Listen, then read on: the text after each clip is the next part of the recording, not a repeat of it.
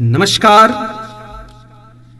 MMP studio Madhubani दिस हम अमित मिश्र सब श्रोतावृंद के प्रणाम करैत छी, अभिनंदन करैत छी, स्वागत करैत छी।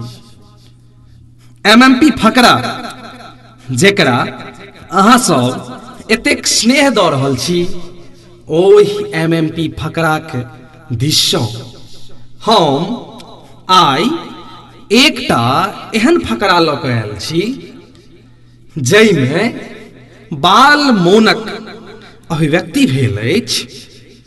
बच्चा की सोचि रहल छै से एहि कविता में देखल जाओ, जेकर शीर्षक अछि हमर मम्मी। हमर मम्मी भोरे उठै देर से सुतै कनियो नहीं अलसाबै छै। भोरे उठै देर से सुतै कनियो नहीं अलसाबै छै। हमर मम्मी हमरा खातिर बहुते कष्ट उठाबै छै। भोरे उठै देर से सुतै कनियो नहीं अलसाबै छै। हमर मम्मी हमरा खातिर बहुते कष्ट उठाबै छै। बर्तन बासन चौका पीढ़ी भोजन साजन बनबै छै। बर्तन बासन चौका पीढ़ी भोजन साजन बनबै छै।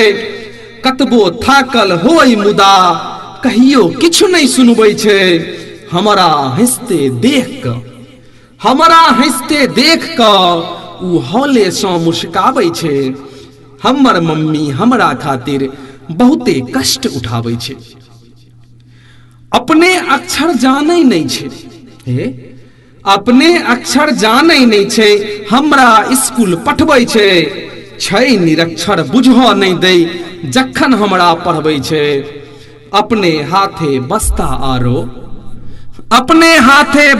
आरो लंच हमर सरियाबै छै।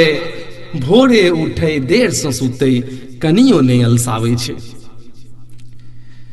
जे किछु मांगी पूरा कऽ दै, जे किछु मांगी पूरा कऽ दै कहियो नहीं ओ टारै छै।